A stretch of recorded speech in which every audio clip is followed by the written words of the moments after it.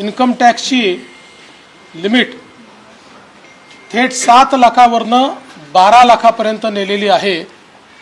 त्यामुळे आता 12 लाख रुपये उत्पन्न असणाऱ्यांना कोणताही टॅक्स भरावा लागणार नाही अशी जी इन्कम टॅक्सची रचना करण्यात आलेली आहे याचा मोठा फायदा मध्यमवर्गीयांना, नोकरदारांना, नवतरुणांना या ठिकाणी होणार आहे।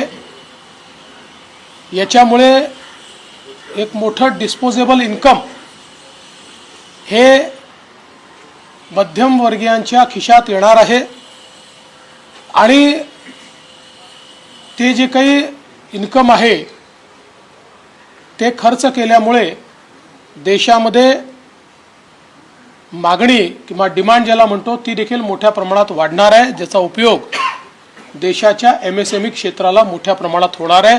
त्यातनं रोजगार निर्मिती देखील होणार आहे।